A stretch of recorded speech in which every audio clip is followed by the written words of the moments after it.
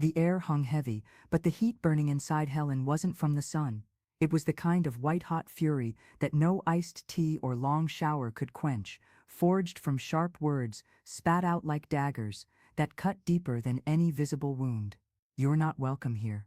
That's what her son-in-law, Robert, said standing in the doorway, his body filling the entrance like a human barricade. The dry, almost rehearsed tone made it clear there was no room for argument. For a second, Helen thought she'd misheard. The world seemed to fall silent. The traffic outside, the chirping birds, even her own heartbeat. But his cold, unwavering gaze, devoid of any tremor or pity, confirmed it. The words had been spoken exactly as she'd heard them. Behind him, she glimpsed her daughter, partially hidden in the hallway. Mary remained silent for what felt like an eternity, as if piecing together a puzzle in her mind. Helen could see the exact moment the pieces clicked into place. "He always said you were possessive," Mary whispered, almost to herself. "That single mothers tend to cling to their children because they have nothing else in life. That you saw me as an extension of yourself, not as an independent person." Helen felt a punch to the gut. "And you believed him?" "I didn't want to, but he spoke with such conviction, always had examples, always knew how to explain things away. And when you stopped calling, stopped showing up, I thought he was right, that you were actually mad at me." "Mary, look me in the eyes." Helen cupped Mary's face in her hands. "I was never ever mad at you. I pulled away because I thought that's what you wanted. Because every time I tried to get closer, you two made me feel like I was the problem." Mary's tears flowed more freely. "Mom, I think I made a terrible mistake." It was then that Helen made a decision. It was time to tell Mary everything she'd discovered about Robert. But she needed to do it carefully, without sounding like a vengeful mother trying to destroy her daughter's marriage. "Mary, I'm going to tell you some things, and you might get angry with me. You might think I'm making things up. But I need you to know." Helen recounted the calls from Sonia and Carla, Robert's debts, the affair with the intern, the disrespectful comments he made about her to his colleagues. She talked about the pattern of behavior he'd exhibited with his ex-girlfriend. Mary listened in silence, her face growing paler. "How did you find all this out?" "Because for the past 2 years, even though I was distant from you, I never stopped worrying, and when I started suspecting something was wrong, I investigated. You did this for me. Mary, you're the most important person in my life. Always have been, always will be, even when I thought you didn't want to have anything to do with me. Even when the pain was so intense I could barely breathe, I never stopped loving you." Mary started crying again, but this time it was a different kind of cry, not of sadness, but of relief and understanding. "Mom, I feel so stupid. How could I let this happen? How could I believe you didn't love me anymore?" "You're not stupid, Mary. Robert is very intelligent, very manipulative. He knew exactly how to make you doubt yourself and the people who love you. That's what people like him do. They isolate their victims to maintain total control." "Victim." Mary repeated the word, as if savoring its taste. "I was a victim. You were a victim. But now you know the truth. Now you can choose what to do with that information." Mary was quiet for a while, processing everything. When she spoke again, her voice held a determination Helen hadn't heard in a long time. "Mom, I want out. I don't know how, but I want out." Helen felt a mixture of relief and concern. "Mary, it won't be easy. People like Robert don't give up easily, and you're going to need help." "I have you," Mary said, squeezing her mother's hand. "You always have, even when you didn't know it." It was at that moment that Robert returned to the room. There was something different about his demeanor. He was visibly nervous, sweaty, his eyes restless. The legal troubles stemming from the accident were clearly getting to him. He stopped in the doorway when he saw the two women holding hands, crying together. The expression on his face shifted rapidly from nervousness to anger. "What's going on here?" he asked, in that controlled yet menacing voice. Helen stood up. There was something different about her too, a straighter posture, a glint in her eye that Robert didn't recognize. "I'm here taking care of my daughter," she said, her voice as firm as a rock. "Mary doesn't need you here," Robert said, stepping into the room and attempting to regain control. "Mary, tell your mother you want to rest." Mary looked at Robert, then at Helen, then back at Robert. Helen could see the internal struggle raging in her daughter's mind. years of mental conditioning battling against the truth she'd just discovered. Robert, Mary said, and there was a newfound firmness in her voice. I want my mother to stay. Robert's face turned red. Mary, you're not thinking straight. The medication is making you confused. Your mother is taking advantage of your vulnerability too. To what, Robert? Helen interrupted. To love my daughter, to worry about her, to want to be there when she needs me. Stay out of this, Robert said, pointing a finger at Helen. This is none of your business. I'm her mother. That gives me every right in the world. You're a meddling mother-in-law who never knew her place. It was at that moment that Robert made a fatal mistake. He completely lost control and revealed his true colors in front of Mary. Mary, look at what your mother is doing. She's taking advantage of your vulnerability to interfere in our lives again. It's exactly what I always said she'd do. She doesn't care about your well-being. She just wants to control you. Mary watched her husband with an expression Helen couldn't decipher. It was as if she was seeing Robert for the first time. Control? Mary repeated. Who's trying to control me here? Robert realized he'd said too much. He tried to backpedal. Honey, I didn't mean I'm just worried about you. You know how dramatic your mother can be. Dramatic? Mary's voice was getting stronger. My mother raised me alone, worked 3 jobs to give me everything I needed, never lacked love or support, and you call that dramatic? Helen felt her chest swell with pride. Her daughter was coming back. Mary, you're confused because of the accident. Let's talk about this at home, when you're feeling better. No, Robert, I want to talk about this now. Mary tried to sit up in bed, ignoring the pain. I want you to explain why you spent 2 years convincing me that my mother didn't love me anymore. Robert paled. I never said that. Yes, you did. You said she was upset with me for choosing you. You said she didn't care anymore, because she was disappointed. But now I find out that you were the one who forbade her from entering our home. You were the one who said she wasn't welcome. Mary, you don't understand. No, Robert, I understand perfectly now. Mary's voice was crystal clear. You lied to me. You manipulated the situation to drive a wedge between me and my mother, and I was stupid enough to believe you. Robert looked around, realizing he was losing control. He tried one last gambit. Mary, we're married. I'm your husband. You have to choose between me and your mother. You can't straddle the fence forever. Helen watched her daughter, holding her breath. This was the crucial moment. Years of manipulation and gaslighting were being tested against true love and the truth. Mary looked at Robert for a long moment. When she spoke, her voice was calm, but resolute. You're right, Robert. I have to make a choice. She paused, took a deep breath. And I choose my mother. The silence that followed was deafening. Robert stood still, as if he couldn't believe what he'd heard. You can't be serious, he said. But there was desperation in his voice now. I'm very serious. I choose my mother, who never lied to me, who never tried to alienate me from the people I love, who never made me feel guilty for loving other people besides her. Robert exploded. You'll regret this, Mary. You'll regret this deeply. The only thing I regret, Mary said, is believing you for so long. Robert stormed out of the room, slamming the door. Helen and Mary were alone again, but now there was something different in the air. It wasn't tension anymore. It was peace. Mom, Mary said, I'm sorry for doubting your love. Helen approached the bed and hugged her daughter. There's nothing to forgive, my love. Nothing. They held each other for a long time, crying together.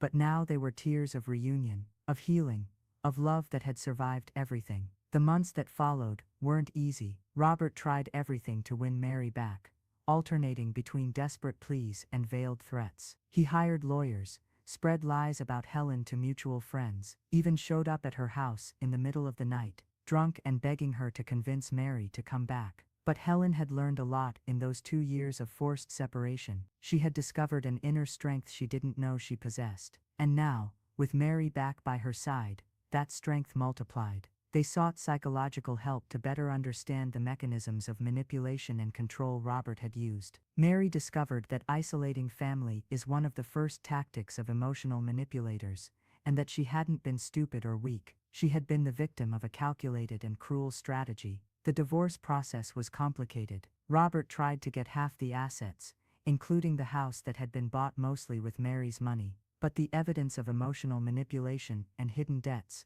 weighed in her favor. Throughout this process, Helen was by her daughter's side, not as the possessive and dramatic mother Robert always portrayed, but as a source of strength and wisdom. She helped Mary reconnect with friends who had been alienated, supported her decisions, celebrated her small daily victories, and gradually, Mary began to be herself again. Laughter returned, lightness returned, confidence was rebuilt brick by brick. A year after the accident, on a Sunday morning, they were in Helen's kitchen making her famous cornbread. It was a scene that had been repeated since Mary was a child, but now it had a different taste, a taste of victory, of recovered freedom. "Mom," Mary said, stirring the batter, "thank you for never giving up on me." "Daughter," Helen replied, "a mother never gives up. Even when it seems like everything is lost, love is still there, waiting for the opportunity to shine again." Mary stopped mixing the batter and looked at Helen. "You knew he was lying from the start, didn't you?"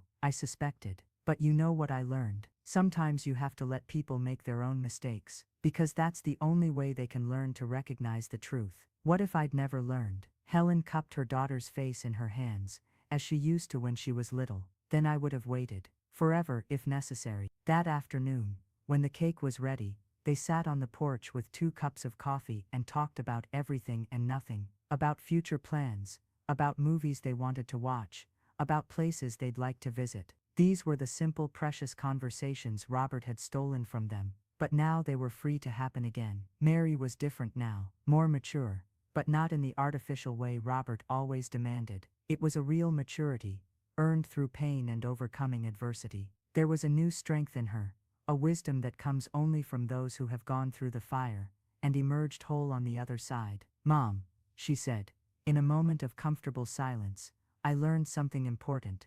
"What?" "That true love doesn't control, doesn't isolate, doesn't manipulate. True love liberates. And I always had that with you, even when I couldn't see it." Helen smiled, her heart full. "And now I know I'll never let anyone make me forget that again." The sun was setting, painting the sky orange and pink. Helen looked at her daughter beside her and felt a deep peace. They had gone through a terrible storm, but they had survived. More than that, they had emerged stronger. Sometimes when she was alone, Helen still thought about that day at the front door, when Robert said she wasn't welcome. But now, instead of pain, that memory brought a sense of victory, because she had proven that a mother's love is stronger than any manipulation, more persistent than any attempt at destruction. Mary had learned the difference between a love that liberates and a love that imprisons, and Helen had learned that sometimes, the greatest demonstration of love is having the patience to wait for the truth to come to light. Today, 2 years after their reunion at the hospital,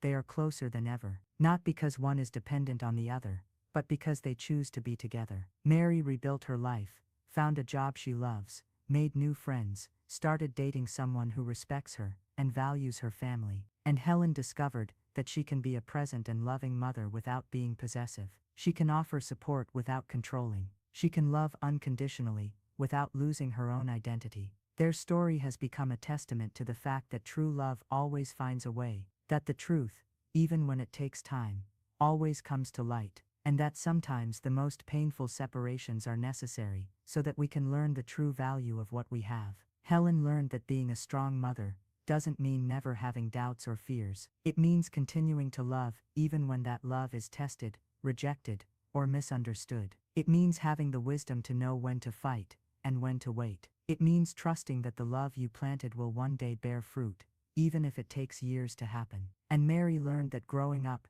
doesn't mean distancing yourself from the people who love you. It means discerning between healthy and toxic relationships. It means cherishing those who have always been there, even when we couldn't see it. It means having the courage to admit mistakes and the strength to start over. Today, when Helen looks back, she knows that every tear shed, every sleepless night, every moment of pain was worth it, because all of it led to the moment when she could hold her daughter's hand in the hospital and say, "I never stopped loving you." And when Mary looks at her mother, she sees not only the woman who raised her, but the warrior who never gave up on her, the person who proved that true love is patient, persistent, and stronger than any force that tries to destroy it. They know there's still a lot ahead. Mary is still healing from the emotional wounds left by Robert. Helen still has moments when the hurt from those 2 years of separation stings like a fresh wound. But they also know that together, they can face any storm, because they've learned that family love isn't a fragile feeling that breaks at the first difficulty. It's a powerful force that grows with challenges,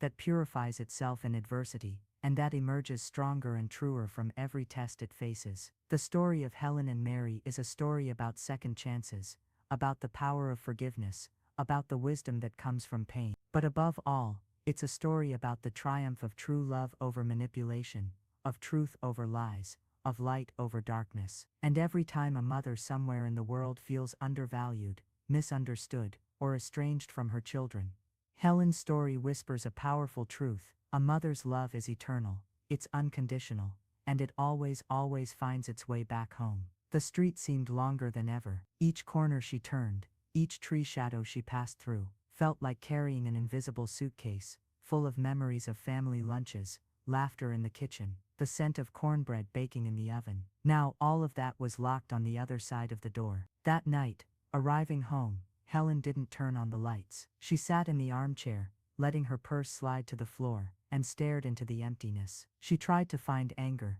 but found only a hole, a space where bonds had once been, now occupied by a cold echo. To understand how we got here, I need to go back to the beginning. Helen was always the one who held everything together. At 17, when she discovered she was pregnant with Mary, the world came crashing down on her shoulders like an avalanche. Her boyfriend vanished into thin air, literally. One day he was there, talking about the future and promises. The next there was only the silence of the phone ringing unanswered. Helen's mother looked at her with tear-filled eyes, and simply said, "You're going to have to be strong now." Her father turned his back and walked out of the house, slamming the door so hard that the window pane cracked. Helen stood there alone in the living room, one hand on her still unnoticeable belly, and the other clutching the fabric of her skirt, as if she could also squeeze out the courage she would need for the years to come. Mary was born on an April morning, small and rosy-cheeked, with dark eyes that seemed to understand more of the world than a baby should.